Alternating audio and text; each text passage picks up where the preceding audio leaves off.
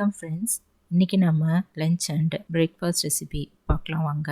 மார்னிங்க்கு நான் குழி பனியாரம், குழி தேங்காய் சட்னி, ஒயிட் ரைஸ், காராமணி, சக்கரவள்ளி கிழங்கு போட்ட குழம்பு, வாழைப்பூ கூட்டம், கொத்தமல்லி துவையல் இதெல்லாம் பண்ணியிருந்தேங்க. இதெல்லாம் எப்படி பண்ணலான்னு பார்க்கலாம் வாங்க. இந்த லஞ்ச் ரெசிபியும் பிரேக்ஃபாஸ்ட்டும் பார்க்கறதுக்கு முன்னாடி என்னோடய சேனலை சப்ஸ்கிரைப் பண்ணலன்னா சப்ஸ்கிரைப் பண்ணிக்கோங்க ஃப்ரெண்ட்ஸ். கூடவே பக்கத்தில் இருக்கிற பெல் ஐக்கானையும் கிளிக் பண்ணிக்கோங்க. இப்போ வாங்க, இப்போ இதுக்கு என்னென்ன தேவைன்னு பார்த்துக்கலாம். நம்ம எப்போ யூஸ்வலாக அரிசி ஊற வச்சுக்கலாங்க தண்ணியில். லெமன் சைஸ் புளி தண்ணியில் ஊற வச்சுக்கலாம். கொஞ்சம் உப்பும் போட்டுக்கலாம். நாள் நைட்டே நான் 1/2 கப் காராமணி, சிகப்பு காராமணி ஊற வச்சுருந்தாங்க. இப்போ அந்த குழம்பு செய்கிறதுக்கு கொஞ்சம் சக்கரவள்ளி கிழங்கும் அரிஞ்சு வச்சுட்டேன். கொஞ்சம் வெங்காயம், தக்காளி, கருவேப்பிலையும் எடுத்து வச்சுட்டேங்க. இப்போ தேங்காய், சோம்பு கொஞ்சம் எடுத்து வச்சுக்கலாம். இப்போ இதை மிக்சியில் அரைச்சிக்கலாம். காராமணி நம்ம வேக வச்சு எடுத்து வச்சுக்கலாங்க. இப்போ இந்த தேங்காயையும் சோம்பையும் கொஞ்சம் தண்ணி ஊற்றி இதை போல் பேஸ்ட்டாக அரைச்சி எடுத்து வச்சுக்கலாங்க. இந்த குழம்புக்கு ஒரு 1.5 டம்ளர் புளி நல்லா இந்த போல் கரைச்சி எடுத்து வச்சுக்கலாம். இப்போ அரிசி பானையில் தண்ணி நல்லா கொதிச்சிருச்சுங்க. இப்போ குழம்பு செய்ய தொடங்கலாம். அடுப்பில் ஒரு கடாய் வச்சுட்டு ஆயில் ஊற்றிக்கலாங்க. கடுகு 1/2 டீஸ்பூன், வெந்தயம் 1/2 டீஸ்பூன் போட்டு நல்லா பொரிய விட்டுடலாம். இப்போ கருவேப்பிலை, கட் பண்ணி வச்சுருக்கிற சின்ன வெங்காயம் இதெல்லாம் போட்டுட்டு நல்லா வதக்கிக்கலாங்க. இது நல்லா வதங்கின பிறகு தக்காளி, உப்பு ஒரு 1/2 ஸ்பூன் போட்டுக்கலாம். ஏற்கனவே புளிக்கரைசலில் உப்பு போட்டிருந்ததுனால இதில் ஒரு 1/2 ஸ்பூன் போட்டால் போதும். இப்போ சக்கரவள்ளி கிழங்கும் போட்டுட்டு நல்லா கலந்துடலாம்.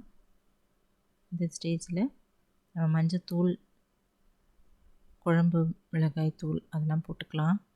1/2 ஸ்பூன் மஞ்சத்தூள், 2 ஸ்பூன் குழம்பு மிளகாய் தூள் போட்டுட்டாங்க.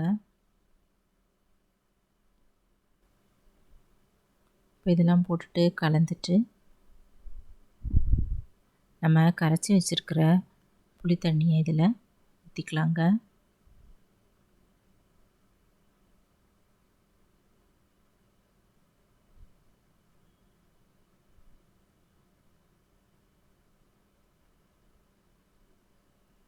இப்போ நல்லா கலந்துட்டு மூடி வச்சிடலாம். இந்த கிழங்கும் வேகட்டும், நல்லா கொதிக்கட்டும் குழம்பு. மூடி வச்சிடலாங்க. இப்போது பானையில் தண்ணி நல்லா கொதிக்க ஆரம்பிச்சிருச்சு. ஊற வச்சுருந்த அரிசி இதில் போட்டுட்டேங்க. இப்போ இந்த காராமணியும் ஒரு 3 சவுண்டு வேக வச்சு இறக்கி வச்சுக்கலாம். இப்போ தண்ணி இல்லாமல் இப்போ வெறும் காராமணி மட்டும் அந்த குழம்புல, கொதிக்கிற குழம்புல போட்டுடலாம். இப்போ கிழங்கும் நல்லா வெந்துட்டுருக்கும். இது நல்லா கலந்துட்டு பறைச்சி வச்சுருக்கிற தேங்காய் விழுதையும் இதில் ஊற்றிடலாங்க. நல்லா கலந்துட்டு நல்லா ஒரு 5 நிமிஷம் நல்லா கொதிக்கட்டும். மூடி வச்சிடலாம். வாழைப்பூ நல்லா உள்ளே இருக்கிற அந்த காம்பை நல்லா எடுத்துட்டு இந்த பிளாஞ்சி எடுத்து வச்சுக்கலாம்.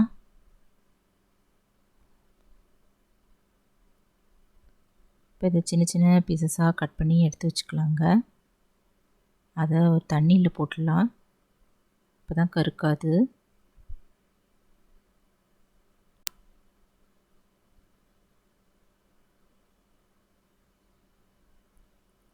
இந்த போல் நம்ம எல்லா வாழைப்பூவையும் கட் பண்ணிவிட்டு தண்ணியில் போட்டு வச்சுக்கலாங்க.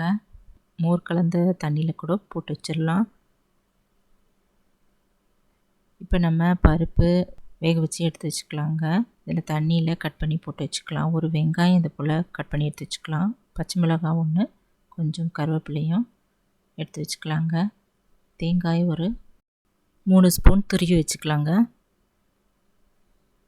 இப்போ குழம்பு நல்லா கொதிச்சிட்ருக்கோங்க. கிழங்கு வெந்துருச்சு.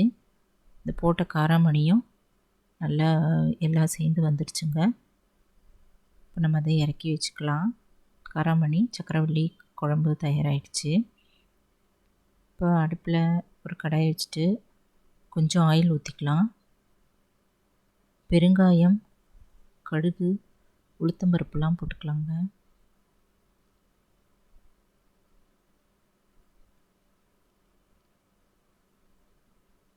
கொஞ்சம் ஜீரகமும் போட்டுக்கலாம்.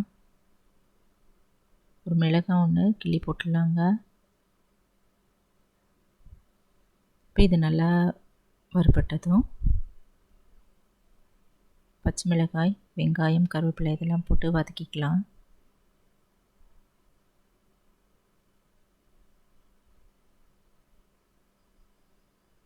இப்போ மஞ்சத்தூள் ஒரு 1/4 டீஸ்பூன் போட்டுக்கலாங்க.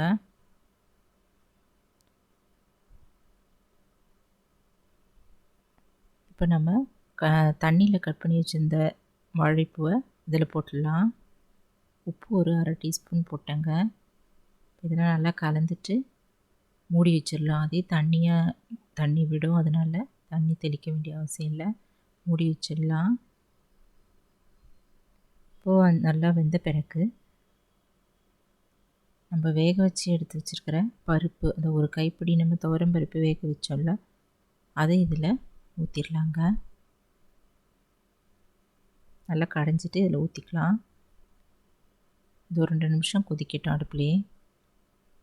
இது கொதிச்சதும் கடைசியாக திருவி வச்சுருக்கிற தேங்காய் இதில் போட்டுடலாம். இப்போ இதை நல்லா கலந்துட்டு இதுவும் கொஞ்ச நேரம் அடுப்புலேயே கொதிக்கட்டுங்க. மூடி வச்சிடலாம்.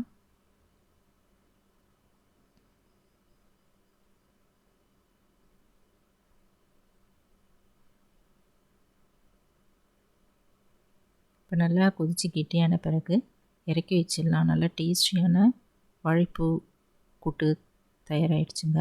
இப்போ சாதமும் நல்லா வெந்துருச்சு, நம்ம வடிச்சுக்கலாம்.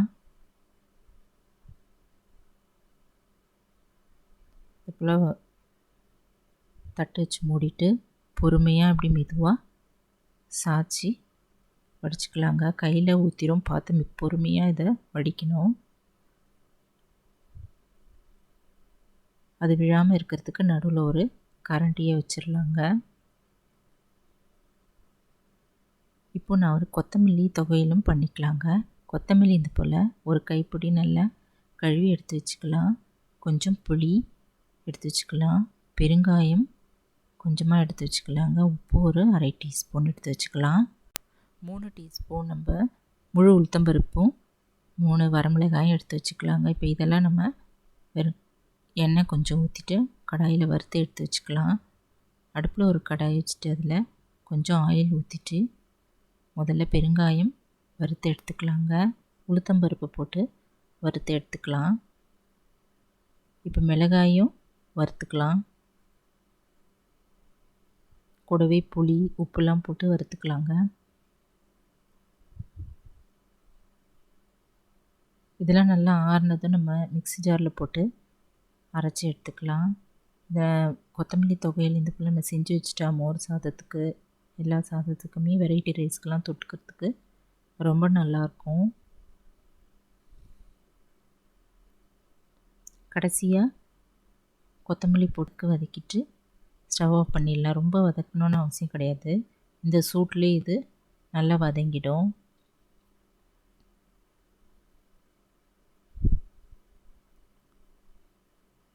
ஸ்டவ் ஆஃப் பண்ணிவிட்டு இறக்கி வச்சுக்கலாங்க.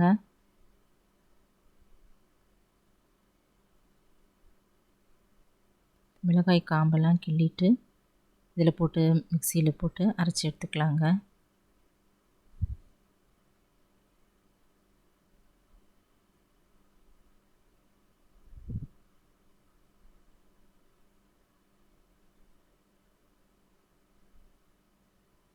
கொஞ்சம் தண்ணி ஊற்றி இந்த போல் தொகையில் அரைச்சி ஒரு கிண்ணத்தில் எடுத்து வச்சுக்கலாம். இதை நம்ம தோசைக்கு கூட தொட்டுக்கலாங்க, ரொம்ப நல்லாயிருக்கும். நான் மார்னிங் பிரேக்ஃபாஸ்ட்டுக்கு குழி பணியாரம் செய்யலான்னு முதல் நாளே அரிசிலாம் ஊற வச்சு அரைச்சி வச்சுட்டேங்க. 2 டம்ளர் இட்லி அரிசி, 2 டம்ளர் பச்சரிசி, 1 டம்ளர் உளுத்தம்பருப்பு, 1/2 டீஸ்பூன் வெந்தயம், ஒரு கைப்பிடி அவல், இதெல்லாம் நல்லா 3 மணி நேரம் ஊற வச்சு அரைச்சி வச்சுட்டேங்க. இந்த மாவே நம்ம ஆப்பத்துக்கும் யூஸ் பண்ணிக்கலாம், ரொம்ப நல்லாயிருக்கும். இப்போ நம்ம வெங்காயம் ஒன்று இது போல் கட் பண்ணிக்கலாம். பச்சை மிளகாய், கருவேப்பிலை இதெல்லாம் கட் பண்ணி எடுத்து வச்சுக்கலாங்க. இப்போ இதெல்லாம் தாளித்து இந்த மாவில் போட்டுடலாம். சட்னிக்கு நம்ம தேங்காய், பச்சை மிளகாய், உடைச்சி கடலை, உப்பு, புளிலாம் எடுத்து வச்சுட்டேங்க. இப்போ அடுப்பில் ஒரு கடாய் வச்சுட்டு கொஞ்சம் எண்ணெய் ஊற்றிட்டு பெருங்காயம், கடுகு போட்டு தாளிச்சுக்கலாம். ஜீரகம் ஒரு 1/2 டீஸ்பூன் போட்டுட்டேங்க. இப்போது கட் பண்ணி வச்சுருக்க வெங்காயம், பச்சை மிளகாய், கருவேப்பிலை நல்லா வதக்கிக்கலாம். வதக்குனதை இந்த மாவில் போட்டு நல்லா கலந்துடலாங்க. அடுப்பில் குழி பணியாரக்கல்லை போட்டுடலாம். இப்போ இந்த திரி வச்சுருக்கிற தேங்காய் இதெல்லாம் சட்னிக்கு அரைச்சிக்கலாங்க. மிக்ஸி ஜாரில் போட்டு அரைச்சி வச்சுக்கலாம். ஒவ்வொரு குழியிலையும் எண்ணெய் ஊற்றிக்கலாங்க. எண்ணெய் இப்போ நல்லா இந்த கல் காஞ்சதும் மாவை எடுத்துகிட்டு ஒவ்வொரு குழியிலையும் 3/4 அளவு ஊற்றிக்கலாம். மூடி வச்சிடலாம். நல்லா வேகட்டுங்க.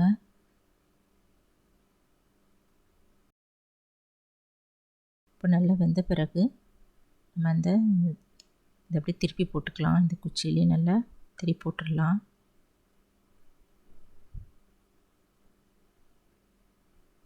இப்போ இதை நம்ம முத நாள் நைட்டே நல்லா கழுவிட்டு எண்ணெய் தடவி வச்சுட்டு அடுப்பில் வச்சு ஒரு சூடு காட்டிட்டு வச்சுருந்தா மறுநாள் நல்லா ஈஸியாக வந்துடும். இப்போ திருப்பி போட்டுட்டு எல்லா குழியிலையும் எண்ணெய் ஊற்றிக்கலாம். இப்போ நல்லா வெந்த பிறகு இந்த பணியாரமாக எடுத்துடலாங்க.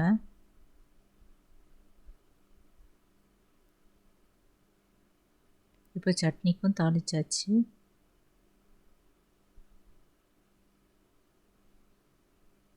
இதே போல் நம்ம எல்லா குழியிலையும் மாவு ஊற்றி எடுத்து வச்சுக்கலாம்.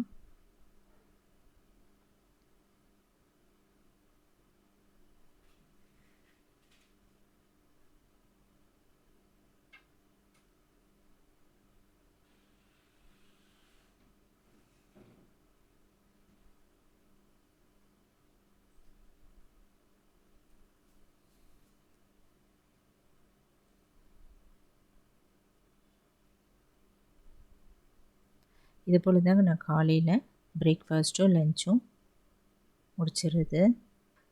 நல்ல டேஸ்டியான கரமணி, சக்கரவள்ளி கிழங்கு போட்ட காரக்குழம்பு, ஒயிட் ரைஸ், வாழைப்பூ கூட்டு, கொத்தமல்லி தொகையல்,